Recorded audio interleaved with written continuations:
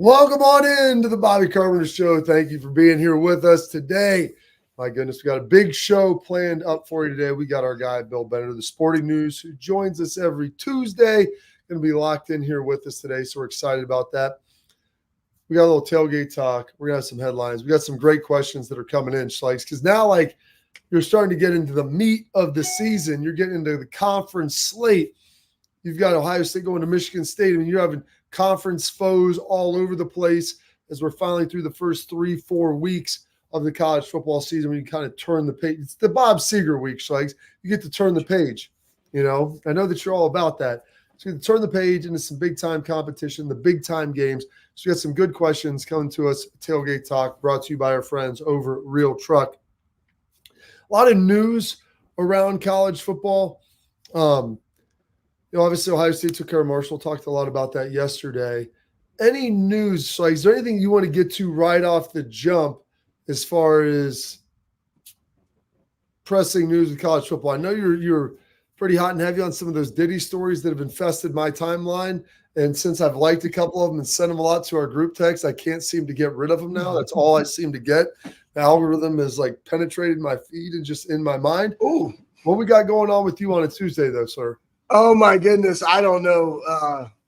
Bumpy, the mediation is bumpy, sweating. But you know what, though? Hey, just the fact. Like a Diddy party, Schlegel. Just the fact that I just keep going back. Ohio State, 4 explosive plays, all over 40. Guys getting it done. I mean, yeah. One of the best things I saw was Michigan self-professing Harvard of the West, Bob. Oh, you know what? Let's get to that. You want to put a pin in that? You want to put a pin in? You want to do it right now? We'll start off with this because if you want, we got Jake Butt coming on tomorrow. Yeah, fine. Pickerington, we should North ask him alum. about this. Yeah, he played at Michigan. Good dude. Works at Big Ten Network now. He's going to join. Talk to us a little about what he's seeing through the Big Ten, the games he's calling. Also about his alma mater. Huge win for Michigan at USC. Maybe a little unconventional as everybody watched. When you throw the ball for 32 yards, but all that matters is you end up getting the dub. So they ended up getting the dub. However, folks at Michigan, they kind of like to turn their nose up to Ohio. And listen, okay, I get it. It's a very prestigious school. It's got a lot of tradition to it. There's a lot of things. But they always proclaim themselves, Schlegel, the Harvard of the Midwest. So, Pat, we'll throw this up here.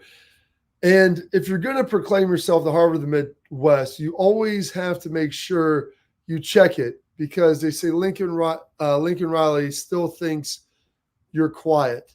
Now, Lincoln Riley, head coach at USC.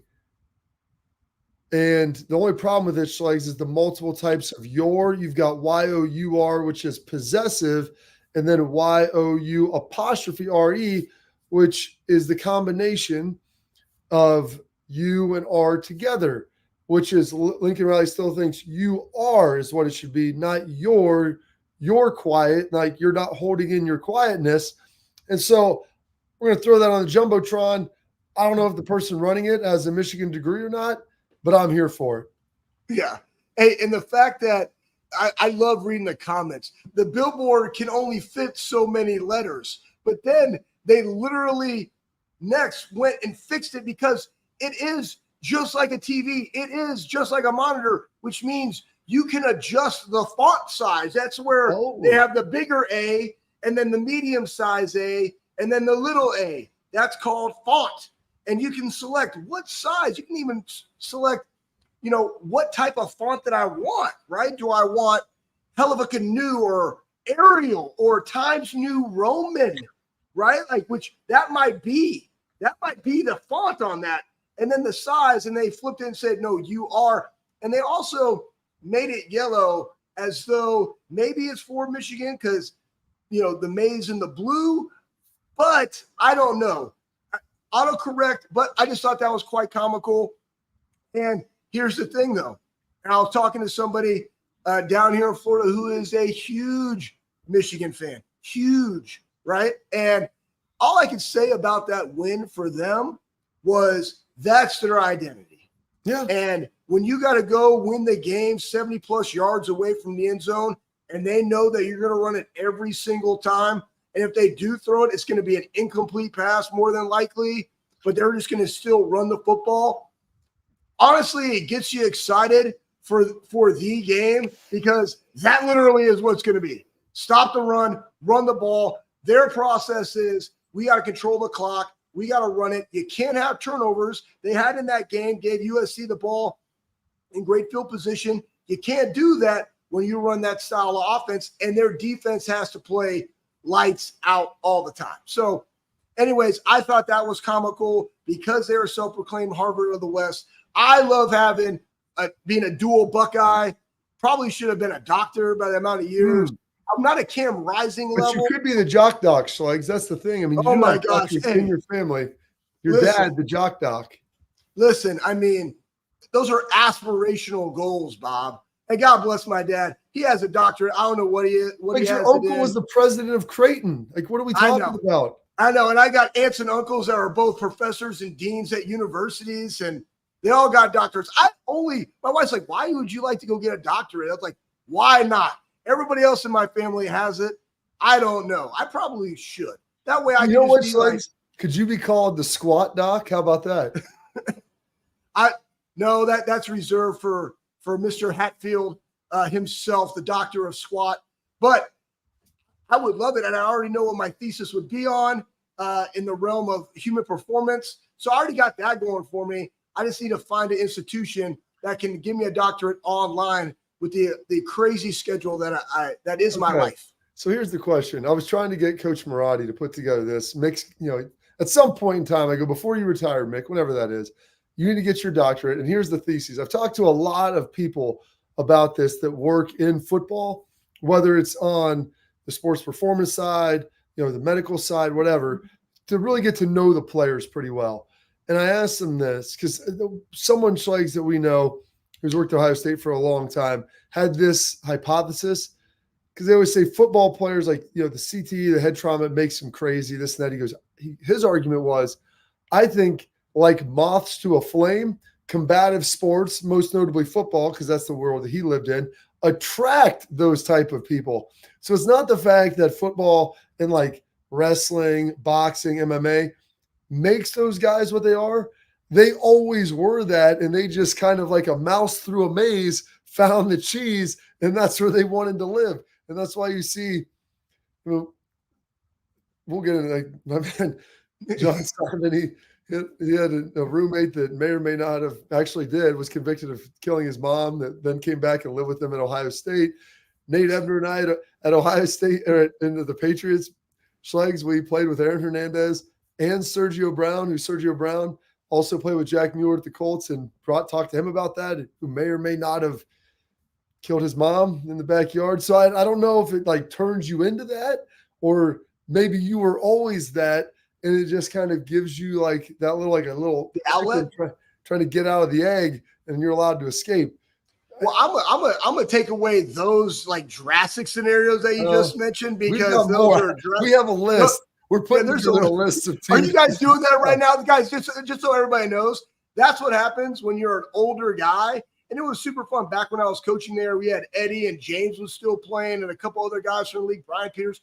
We had an old man group. We'd all work out together. And now you got Bobby and Nate and John. And in there, you might find a day where, you're hypothesizing what's the best band. Is it, Foo Fighters or somebody else? Is it Limp Bizkit? Like, who has the best like rock song, and like just voting, right? And there might be something that you can't say on air that's being discussed. But to the moth to the flame, Bob, it's that old cliche that you never mess with wrestlers, because they just are inherently weird, right? Like, why am I going to go practice that amount of time, cut weight, and it's just me versus that guy wearing a singlet and I'm bleeding all over the place? Like, I wrestled from the age of 6 till the age of 18. It's just rub it on another dude. But it's the combat. It's 1v1. It's I'm better than you. The physicality of it. Like, honestly, I go back and look at, I'm 43, but when called upon, can I be Waffle House ready? Can I be gas station ready? I don't know. Bob, just like you, maybe they call you out of the woody and say, hey, we need you to run scout team. Can you give us a little bit of scout team? Why are you running half gassers, Bob, at 41 years old? Because I can. And what if I have to? Why am I still running and jumping? Because if I have to, it's just there. Do we have traumatic brain injuries. I don't know. CT, I don't know. But I've been like that. I've been like this my entire life. I introduced myself to people when I was 4 years old as Anthony Schlegel fullback. Like, hey, how you doing? Truly thought that was my middle name, right? Like that was like part of my name. Then it became Anthony Schlegel linebacker. But it is what it is. You're a product of your environment. Anthony Schlegel. And my dad's crazy. The soldier and your dad. That's the jock doc you're talking about, Schlegel. Don't speak ill of him on the show. No, I can't. Listen, attention, folks. Before we get to Bill Bender, I want to tell you this. Parents, athletes, anyone out there listening, protect what matters most with Export mouth guards. This is a very timely read, Schlegel. Trusted by professional athletes and NHL team dentists. Export mouth guards are scientifically tested to absorb high-impact hits, protecting both your teeth and your brain. They didn't have Export mouth guards when we were growing up, Schlegel. We did the very best we could with those little thin pieces of plastic. Export mouth guards feature 3 layers of custom protection, including patented use of carbon fiber, custom fit and 3D printed to your smile to fit well. That means better protection, better performance, maximum comfort, and clear communication so you can focus on your game, not on your gear. Don't take chances with your safety. Visit exportguards.com/Bobby. Get 15% off of these wonderful mouth guards. Export, protect what matters most. Bill Bender, sporting news coming up next.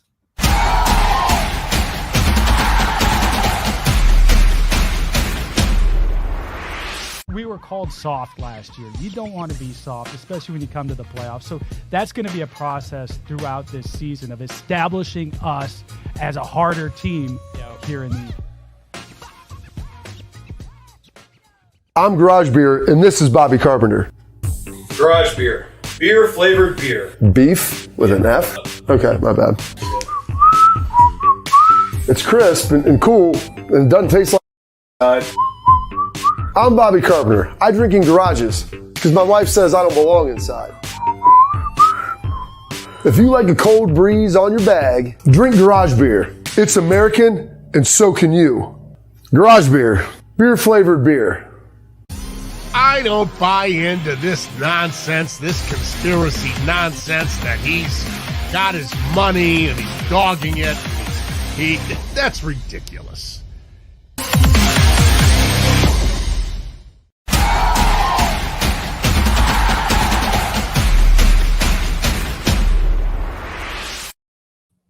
Welcome back into the show. And as always on Tuesdays, we get to welcome our guy from the Sporting News, one of the great ones. Does a great job covering college football, some NFL, some basketball, and the winner does it all. Give him a follow on Twitter at BillBender92 because Reggie White, well, it's his favorite player, and he wore 92 as a wide receiver in high school. Bill, thank you for joining the program. Hey, thanks for having me on. I might have to change it to Malik Willis's number after the Packers the last 2 weeks. But, yeah, I was pretty thrilled that they got 2 wins out of their backup quarterback. Oh, it's 2 big wins, and Tennessee probably wishing they would have kept him instead of Will Levis, as Will Levis has just given the ball to the other team on a regular basis. I mean, I find it pretty impressive, Bill, that you can have 3. I don't even know if the one was a pick 2 weeks ago. It may have been a fumble that was airborne that was just took back to the house, but 3 off defensive scores provided by your quarterback in any given game. Big college football weekend, and as always, like you think you know where it's going to go, and then it usually gives you a hard right turn. Kind of your biggest thing or a couple of things that you saw coming out of this, I guess, week 4, week 5 weekend. Well, I mean, out of the 4 ranked games, I think I got 3 of them wrong. I got Nebraska wrong against Illinois. Illinois really played up front, played well. I got Michigan USC wrong, whereas I would argue that was more entertaining football game than good football game. There was a lot of wildness that happened in the second half. I got Kansas State wrong, but at the end of the night, I did get Tennessee right, and I think Tennessee was one of my big takeaways from the weekend. They play offense. We know about Nico Iamaleava and their run game. Run game got shut down. So how did they win down in Norman? They won with their defense, and even larger, they knocked Jackson Arnold out of the game. He gets benched, and now Oklahoma is starting somebody over their 5-star quarterback. And you guys know how that works. Once that happens, it's a safe assumption that at the end of the season, if not sooner, Jackson Arnold will probably be in the portal at some point if he doesn't get that starting job back. So what did we learn? I mean, you interviewed Miller Moss going into that game. let's do two things because we got some big matchups this week. Not necessarily Michigan, right? They got Minnesota, big new kickoff. But what do we learn about Michigan's identity that will help them win games in the future? And then what do we learn about Illinois that really caught your eye? Because Tennessee and the Oklahoma offense, like I'm still suspect on them, right? But Tennessee showed up, especially playing in Norman. What do we learn about Michigan and what do we learn about Illinois? Illinois has a good quarterback, Luke Altmaier. Yeah, He stayed in there. I still like Dylan Raiola. I just think he's young. That was a game where you're playing a pretty aggressive front. We know that Brett Bielema can win up front. He did that at Wisconsin. He knows how to do that kind of meat and potatoes formula. I'm really interested, Schlegs, to see what they do at Penn State this weekend. Yes. The last time they played out there, they played 9 overtimes. He made a comment about the whiteout this week. He's feeling confident. And then Michigan, I guess we learned that the running game can work. The lack of a passing game is going to catch up with them if they don't figure something out. Maybe some of that was they didn't have Colston Loveland. I think they're using Khalil Mullings. They need to give him the ball 20 times a game. He's their version of Hassan Haskins from a couple years ago. Defense is pretty good. We'll keep them in games. But if they don't develop that passing attack, they will lose to Oregon. They could lose to Washington. I'm not ruling out Indiana. Indiana's probably the best story in the Big Ten right now, honestly, with an Ohio Bobcat playing quarterback for them. But the way that they've been able to attack this season with 𝗟𝗓𝗓, that's a dangerous team when you look at their point differential. So long story short, Michigan, they could still lose 3 or 4 games if they don't figure out the passing attack, but they will be in every game they play. It was interesting, like you said, Bill. I mean, I'll give Sharon more credit. I mean, they did not waver off what they did. They didn't really try to throw it. We're just going to be better at you than running the ball. And even in a 2-minute situation, we'll just keep pounding away until we crack one. They ultimately did. They get down inside the red zone, which if you're going to ask Michigan to just simply play a red zone game, they were going to beat you at that. They can run the ball very effectively. Maybe not quite as good as last year, but heck, they were pretty darn close. What does that say to you about USC? Because I was down at LSU this weekend. I'm watching them play UCLA, which to your point about Curtis Rourke and the Indiana Hoosiers going out there and just bludgeoning them. UCLA playing with LSU then this week, and USC doesn't look very good. Is it possible? Do we overrate that early game? And what does this say about USC and where we thought they were at? Well, maybe a touch. And that I still think they belong. It was a fun game to watch from the standpoint of, with all the realignment questions, it was pretty cool to hear tribute of Troy in Michigan Stadium. I thought that was neat, the realignment matchup. Looking forward to when they play the Buckeyes. I believe that's next year, and the pageantry that will come with that. USC plays Penn State. I still think they're good in position to maybe make a playoff run if they take care of business in the 2 big home games against Penn State and Notre Dame. And they have to look good doing it. There is still some questions about the run defense. I mean, if you're a USC fan, you're probably sitting there on 3rd and 1. How did we give up a 57-yard run in this situation late in the game? How are we giving this up when we know they can't pass? But it was a decent win or decent showing by the Trojans, showing that they belong in this new look Big Ten. So back to your point about Indiana, Rutgers had a big win too this week, right? They're 3-0. Yeah. They start this week versus Washington. We already talked about Rutgers' schedule. I'm kind of surprised that Indiana isn't ranked based on how well they've looked. But again, Indiana, Maryland, Rutgers, and Washington this week. Who are you thinking that could elevate their status in the Big Ten from those two? I think Indiana's right there. And Rutgers obviously beating Virginia Tech, and they're pretty good up front. Their schedule's friendly, like you mentioned. There was a reason why Kirk Herbstreit kind of pegged them as a preseason sleeper. You look at the schedule, you take care of business. We do that in the Big Ten every year where we kind of look at, okay, which is the team that's not playing Ohio State and Michigan? What's that schedule look like?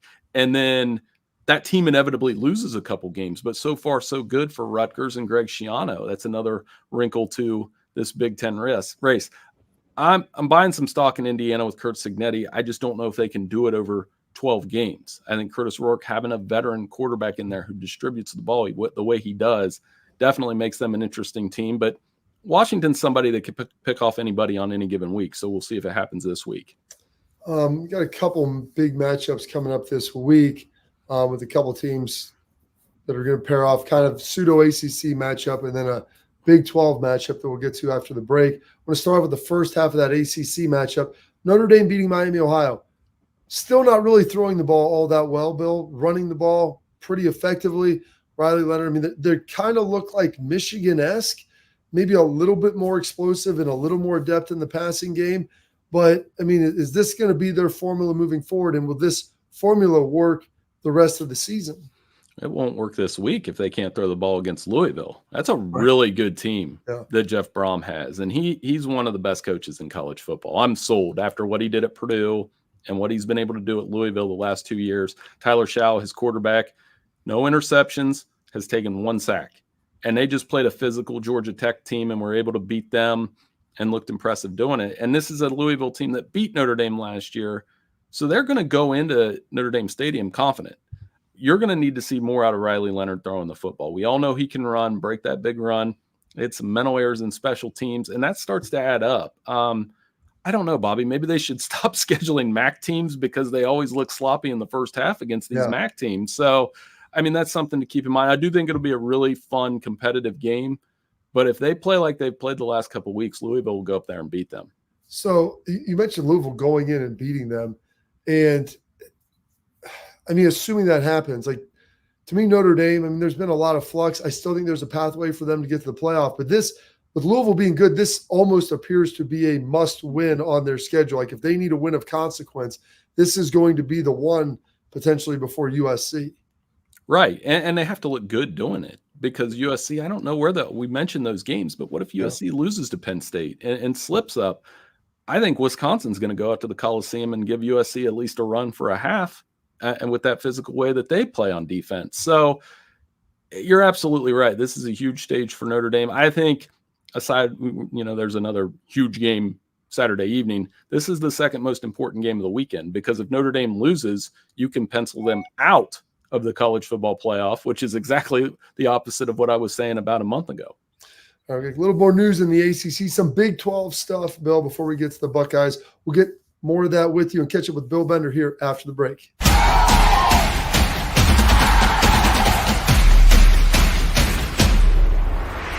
We were called soft last year. You don't want to be soft, especially when you come to the playoffs. So that's going to be a process throughout this season of establishing us as a harder team here in the.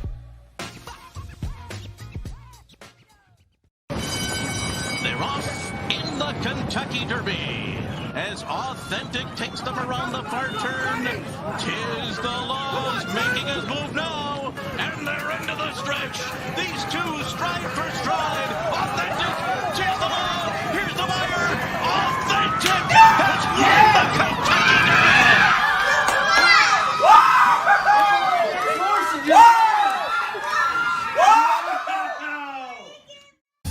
I don't buy into this nonsense, this conspiracy nonsense that he's got his money and he's dogging it. That's ridiculous.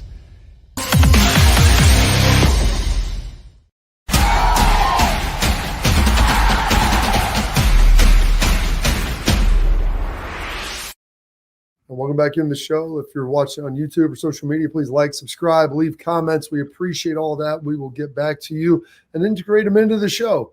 If you're watching on Bally's, thank you as well. And as always, we've got Bill Bender here on Tuesdays of the Sporting News. Please give him a follow on X at Bill Bender92. Does a great job there for all of your college sports, NFL needs. He's doing it all at the Sporting News. Utah, Oklahoma State ended up being a close game. I thought if Cam Rising didn't play, it was going to swing towards the Cowboys. Apparently, the Utes had other things in mind, played a tough slobber knocker game, ended up coming with the win, big win on the road. You combine that with Kansas State losing to BYU and what was surely a surprising outcome. I mean, is Utah clearly the team to beat now in the Big 12? I think so. And you two should love it. I mean, the Big 12, the three best teams right now are winning with defense, running the football, old school ball. I mean, between what Utah was able to do, there was a play, Bobby, in the first half of that game where Isaac Wilson, the brother of Zach, turned the corner, 3rd and 4. You're thinking, okay, he's going to go out of bounds. No, he put his shoulder down, got a first down. And I kind of thought that's Utah football right there. And they were able to win on the road in impressive fashion. BYU took Kansas State apart, a couple turnovers. And you guys know how that feels too. 19 to 22-year-olds, couple fumbles late in the half, and all of a sudden that snowballed on the road for them. And then I think the other team in the Big 12, Iowa State, they've taken care of their business so far. They're playing tough defense under Matt Campbell. So for all the perception that that's that wide open, throw it all the time conference, winning with running the football, defense, not turning the ball over is winning right now. Yeah, now you got Oklahoma State and Kansas State coming, both hard losses. This is a must-win game for them and how they fit themselves into what this Big 12 looks like of the teams that you just mentioned. How do you see that one going? Because, I mean, just getting beat. I played at BYU before. One, beautiful campus. Two, volleyball team, quite attractive. Three, you just got absolutely beat down. Right? You got to remember, when I went there and played, I was a freshman freshman cadet at the Air Force Academy. So, anyways, that being said, how do you think it's going to go down this weekend between Oklahoma State and K-State? Yeah, I think running the football. Can Oklahoma State get it going with Ollie Gordon? They have not run the football well at all, which is a big surprise considering they had all the guys up front back. And some teams are stacking the box, but some of it's execution. And then Kansas State, you live with the mistakes a young quarterback like Avery Johnson makes because of his playmaking ability, but they got away from it real quick. I mean, it was so quick how BYU gets a fumble, scores, interception, scores, had a fluky punt return, scores, and I couldn't believe it. So I think it's a coin flip matchup. Kansas State, Oklahoma State games have been competitive in the past, and the loser's probably staring at not getting in the playoff or maybe not getting into the Big 12 championship game. So I expect that those two go at it. So Bowling Green does what Bowling Green does and keeps it tight against A&M. I think that probably if you're a Penn State fan, you maybe breathe a little sigh of relief, like, okay, it wasn't just us. Bowling Green might be one of the better teams in the MAC. You see Ohio State take care of Marshall. You mentioned Tennessee, Oklahoma. If you were to give me your kind of top 4, 5, 3, where do you think that first tier is, Bill, in both the SEC and in the Big Ten? Yeah, we'll start with the SEC. I think they have 5 teams right now, and it probably looks like 1, Texas. So far, most complete team, taking care of business, doesn't matter who the quarterback is. 2, Georgia, coming off the bye week. They're favored against Alabama for a reason. I think they're the better team. We'll see if they can go in and win at Alabama. Number 3, with Jalen Milroe, chance to make a Heisman statement. And then 4 and 5 would be Tennessee and Ole Miss. You guys can flip the order. They're both very similar. And my Big Ten doesn't change much from last week. Ohio State, I mean, they have 2 running backs running for more than 9, combining to run for 9 yards per carry, essentially. So I've kind of tried to craft the joke. It's like Woody Hayes, 3 yards of cloud of dust times 3. When you're doing that, you're going to win a lot of football games if you can run the ball like that. 2 would be Oregon, coming off a bye week, playing UCLA. 3, Penn State. And then 4, I mean, you have to say Michigan for now, with the understanding that they have to find a passing attack if they're going to be competitive, not just this week against Minnesota, but if they can't find that passing attack, they are going to have problems when they go out to Washington next week. Yeah, I mean, because Iowa, what was it, 31 to whatever, and just ran the football. They had over 200 yards rushing, and that's what we're finding out. Like, if you can't throw the football, you just got to run it, play great defense, because we got Iowa coming up after Michigan State. Talk to us a little bit about this Alabama-Georgia matchup that everybody's talking about. I mean, one, huge game in the SEC. You love seeing it. You got both coming off of a bye week, so they should be rested. They should be healthy. You just had Georgia go out there, play a really tough game at Kentucky. What are you feeling in this game? It's the first big exam for Kalen DeBoer. And I say that in terms they've looked good, but you replaced a coach that was 30-15 in top 5 games. And Kalen DeBoer's 2-1 in those games at Washington, which is impressive in its own right. But you're stepping in, you're playing Georgia. The stage doesn't get much bigger than that. I believe Donald Trump's planning on going, so that adds another layer to it that people, reason why people are going to be watching one way or the other. I saw the Alabama sign that said they're eating the dogs, and it had an Alabama label on it. And regardless of how you feel, that was funny. I'm sorry, that was pretty funny. And it's just a huge stage for both teams. What I'm wondering is how we feel after. In the past, when you had a mega matchup like this, there was so much on the win and the loss, especially early in the season. Now, regardless of what happens, we're going to still say, well, they'll probably both be in the playoff. It's just getting that capital in the playoff race that matters. And I still think the game's going to be awesome to watch. I think it will be nice, Bill, from the standpoint of when the losing team in those games, it was almost like a funeral afterwards. Like there's the procession, you're like burying the season, and then you maybe try to find some glimpses of hope where, hey, if Team A loses and Team B loses and we win this game and this happens, we can maybe slither our way back in. But it will feel like there's more of a clear path, which I think is ultimately a good game. It will keep people, or good thing, keep people more engaged.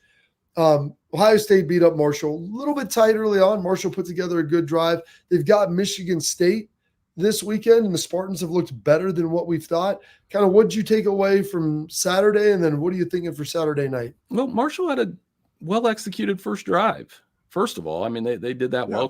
I give Charles Huff credit. I mean, you find out a lot about those group of 5 coaches when reality hits. Are they still playing hard? Played hard for 4 quarters. And yes, Ohio State's running game was overwhelming, and they did a great job of distributing balls to the playmakers. 4 guys with touchdowns of 40 yards or more. Their offense is really good. I think that gives Ryan Day an excuse to really hammer in that they have to come out and have a fast start on the road at Michigan State, where I think they'll pull away this week. Michigan State is better than they have been the last couple seasons. Jonathan Smith, great long-term hire. Aiden Childs, talented quarterback, but they turn the ball over so much. I look for Ohio State to take advantage of turnovers. I think the running game gets going. And if, like I said, all these games that are quote-unquote heavy favorites, this is one where I think you want to throw a knockout early and emphasize what happened against Marshall early. You don't want to see that happen again, especially as the competition levels up. Absolutely. It was a good game, like you said, game plan for Marshall. I think Marshall is a better team. I think they'll probably end up being ultimately an 8-win team this year, and that's with some difficult games, obviously, on their schedule with 2 power forwards at Ohio State and Virginia Tech. But they played pretty darn well throughout that. So, Bill, we appreciate it on Tuesday. Thank you. Hopefully we can continue to build this into your schedule. We love having you on. Really appreciate it, and thank you for spending some time today. Yeah, I got out of bringing the groceries in, so I appreciate you guys. We'll do it again next week. Thanks so much. And anytime we can help you avoid housework, Bill, we're all here for you. Thank you. That was Bill Bender of the Sporting News, one of the best guys. Give him a follow at Bill Bender 92. Go follow Sporting News, follow all the stuff he puts together. All right, coming up, we've got our headlines brought to you by Affinity Whole Health. There's some good news here. Ohio State's got some big plays coming. Will Howard, Schlegel, he snuck one in for a touchdown, but it may not have felt good. We'll find out how that felt for him. Maybe how much James Madison got paid per point that they put up on the North Carolina Tar Heels. They said, give us a bag and we'll get the heck out of here. All that coming up in our headlines next here on the Bobby Carpenter Show.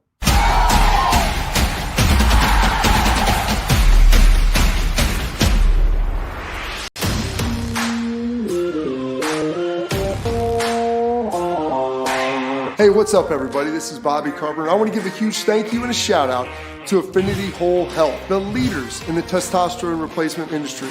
I've been on a testosterone replacement program for a few years right now, and I've got to tell you, it's been an absolute game changer. Affinity Whole Health has allowed me to be the best version of myself, both mentally and physically. I loved how easy it was to get started. I booked my free consultation, met with my prescriber, checked my numbers, and Affinity Whole Health designed a program that was customized to fit my needs. So I'm telling you guys, if you have low energy, you want to get rid of that spare tire around the waist or take it to the next level in the bedroom, Affinity Whole Health is the place to get started. So don't wait any longer. 5 minutes of your time, book your free consultation. You're going to love the way you feel.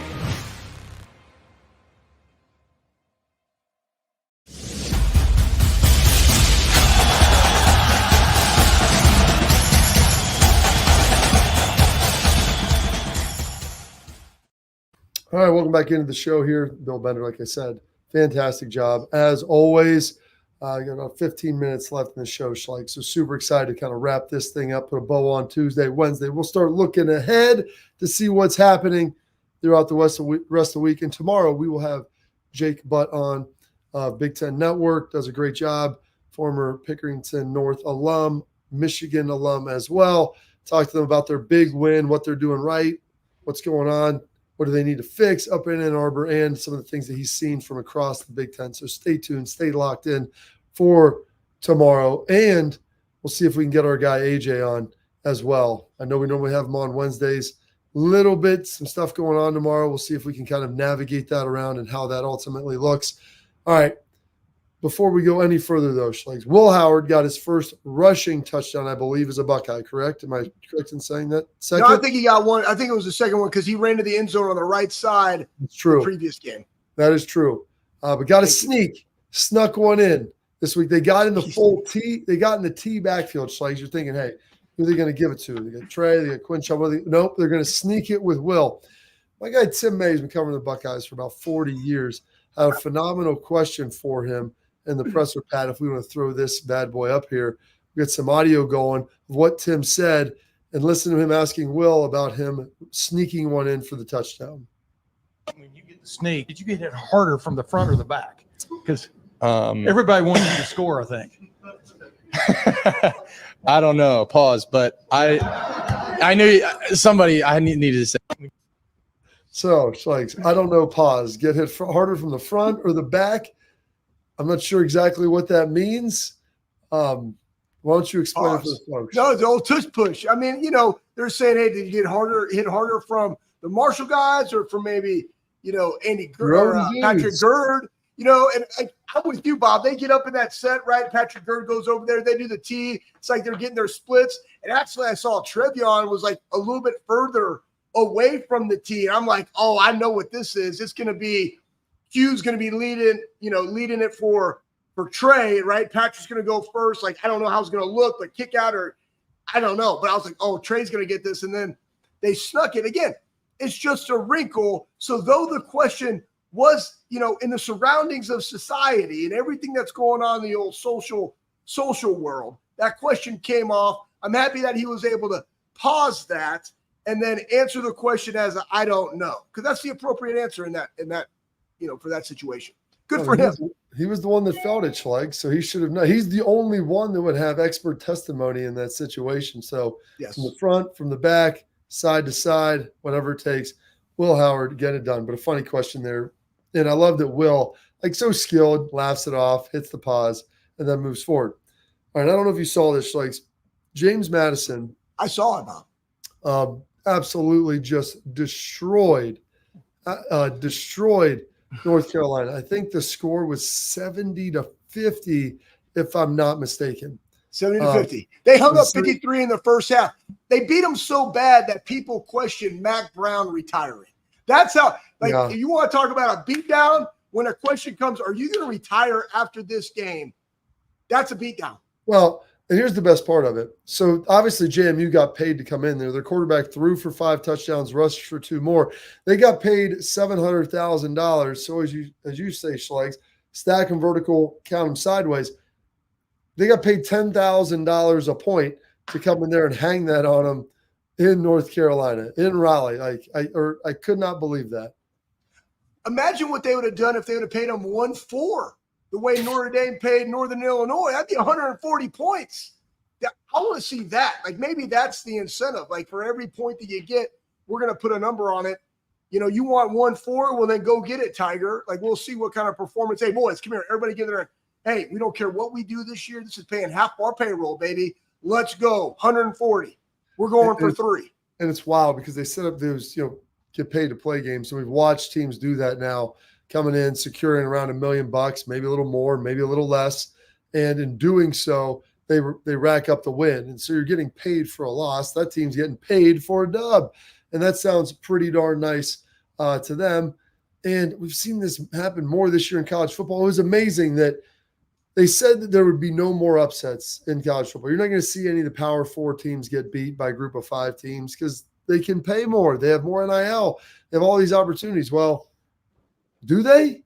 I mean, we watched Northern Illinois beat Notre Dame. We just watched JMU beat the brakes off UNC. Beat the brakes off them. Bowling Green took Penn State to the wire, just did the same thing with A&M, and we're in a close game playing hard. So in an era now where we talk like the sky is falling, NIL, everything's going to be crazy, all you got to do is look at some of these game Schlegs and say, holy smokes, this is a lot closer. This looks like the college football product that we always have been witnessing. Well, think about BC and Michigan State. And, everybody stayed when Bill O'Brien came in. And, again, it's going back to veteran teams, guys that developed. I mean, you look at Ohio State.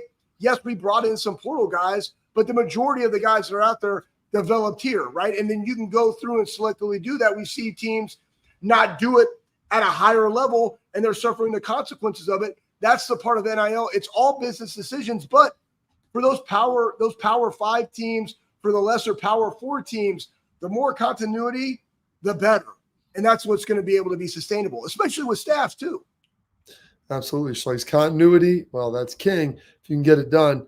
We'll get to one more here quickly because Reggie Bush, this is some interesting news, and we might talk about this a little bit tomorrow as well. Reggie Bush was welcomed back into USC. They put his number back up that had been covered in the Coliseum. All their Heisman Trophy winners' numbers are up there. And all of a sudden now he's welcomed back in. He was out on the field leading the team. And all those things are great. You're bringing him back in. But it may not all be great in Reggie Bush land because you see, Schlegel, he is now filing a lawsuit, and I don't blame him, against USC, the Pac-12, which I don't know what you're getting out of them, although they do have a bunch of money that they got from everybody's exit fees, and the NCAA for NIL compensation for use of his name, image, and likeness, and especially using it while the hypocrisy of maybe when he got some cash and they said, hey, you're banned now, we're taking your Heisman and everything else. And then they're now doing all the same stuff. And so Reggie filing a lawsuit against them. I'm not sure if he'll win, but what are your thoughts on this, Schlegel? Is this a good thing for USC? Probably not, but it's probably a good thing for Reg. Well, I mean, just reading the article, and we could probably post it on social, but it's not about, they said it's not about seeking justice for Reggie Bush, more about setting a precedent for the fair treatment of all college athletes. Yeah. And that's where we are at NIL and, what happened in the past and using all of our name, image, and likeness. I think that's what it's about, right? And where does that money grab go and how is it dispersed? I don't know. But I think they're just kind of getting everybody to go start looking at this, especially when they don't even know how they're going to distribute the money in 2025, Bob. So I think it's something that a lot of these things can be alleviated in the past. If somebody would have just had a whiteboard at the NCAA. Okay. Yeah. What'd you say? Alleviate. What eliminated? I don't know. I said alleviated. I don't know. Alleviated. I combine words. Not, I combine words sometimes, yes. Bob. Don't worry about it. I All like right. to extrapolate things. I just like to make up words. I do appreciate that, or maybe just slightly change them a little bit. But with that, we're going to put it in this. We got a break. We got tailgate talk. Yes. Actually, this was brought. So I forgot to tell you that our headlines, they're brought to you by Affinity Whole Health. Affinity Whole Health, they do a great job for you. They've offered personalized treatment plans to help people feel better, whether you're struggling with weight loss, low energy, muscle loss, poor sleep. They can help you with all of it. Affinity Whole Health provides expert guidance and support to help you safely reach your health goals. They've been helping me for 7 years, folks. They can do the same for you. They've got all of Ohio covered. Columbus, Cleveland, they're out in Indy, they're in Chicago, they're everywhere you need to be. Set up your free consultation by going to affinitywholehealth.com. Coming up next, Tailgate Talk. To answer your questions here on the Bobby Carpenter Show.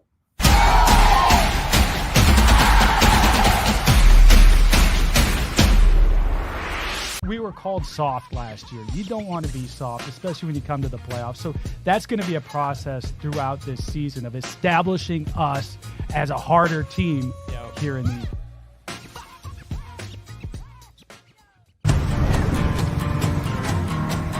Building a home for the people who are worth it. Stepping out, throwing in a line, and dropping the tailgate for a picnic. And finding far-off campsites with the people you're closest to. Upgrade your truck, Jeep, or Bronco with over 1 million parts and accessories. And bring your truck to life. Real Truck.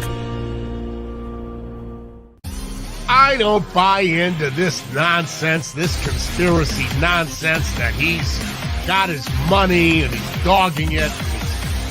That's ridiculous.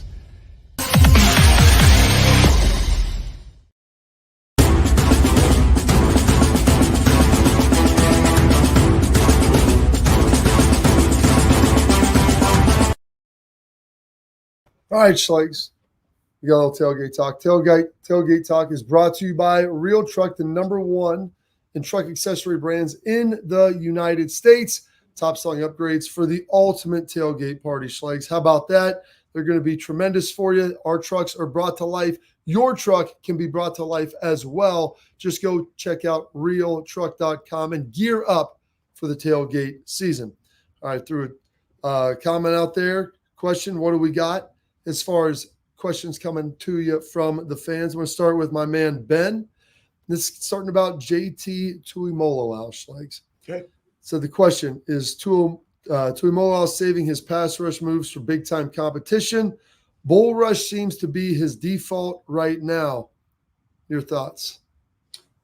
First off, guys don't save things, but it's also, if you have a guy doing a 3-step drop, how are you going to get there? Best way to do it, push the guy back into him. And depending on the defense, you got to set the edge. Can you do a swim move? Can you go inside a guy? That's predicated upon if you're running some type of stunt. So again, I think it's literally what Larry Johnson's calling, and also playing the defense the appropriate way, setting the edge, but also guys trying to throw the ball quick because they know if they have to hold it back there and give them time, they're going to get there. So what are you going to do? 1-2, ball's out the hand. You know, it's interesting because we've watched JT have some monster games, and then you watch him play, and he's good, he's productive, but and doing his job, but maybe not getting quite the level of production as far as stats with hurries, sacks, things like that. And so if people get concerned about it, you have to stay with the process, just continue to keep grinding. And sometimes, they can get guys on the move, Schlegs. You can do some things with stunting to get them to move around. Jack Sawyer, you felt like he's played pretty well so far this year. As he continues to play well, I think that there's a lot of opportunities there that maybe he'll start getting a little more of the attention, and then maybe some stuff opens up for JT, because I've watched him pass rush against guys at Ohio State. He does a great job. He'll win regularly. He'll make plays in practice. And sometimes it's just he's getting over that little hump. It's not the easiest thing in the world, but it's something that I think it will happen. And he'll have they come in bunches, and hopefully once it happens for him, it'll continue to stay that way. All right. College football question also coming at us from Ben. It was the same part in Ben in that tweet. Who is the best football player that people aren't talking about right now in college football? I had this conversation the other day, and I know people are talking about him. And I'm a Heisman voter this year, and I try to take it very seriously. And I don't put my vote in until a couple of days before. I want to see all the games to make sure. Travis Hunter to me has been the best player in college football. I don't know if there's anyone else out there that could be, one of the top players at their position at corner, and then also probably an all conference level player at another position, and have the conditioning to be able to go through and do it all. And so while we can talk about some other guys out there, and Boise State's running back, he's been playing really well. His name's escaping me right now off the top of my head. There's been guys that, have done some really good things. I think it's going to be hard to turn away from a guy who they're not really on that TV that much anymore. I mean, Colorado's on playing Baylor, but I think he's got to be the best player right now in college football, and that's regardless of position, because he plays too. Yeah, I completely agree with you on Travis Hunter, because that's an anomaly, and Coach Prime's like, no, he has to play both ways. You'll get other people like, no, he's just so fluid at a corner. That's what he's got to be. You just got to let him be what he be, So that's a great one. The guy you're talking about, Ashawn Genty, Boise State running back, fantastic. I'm just going to keep him in the Big Ten, because we got, and the reason I say this, because we got Indiana later in the year, right before we played Michigan. Curtis the way York. they've been, I just think nobody's talking about. Nobody's talking. They're 4-0. They got a good schedule. Curtis York, their quarterback, is really good. I mean, he is. I watched him at OU, at Ohio University. He's a really talented player. He's done some good things, and people are finally seeing that now over there in Bloomington. But nobody's talking about him. But I like your That is true. Nobody is is talking about him. People are talking about Travis Hunter. Your answer is correct. All right, we'll put a pin in that. We've got final segment coming up. Schlegel' parting thoughts after this.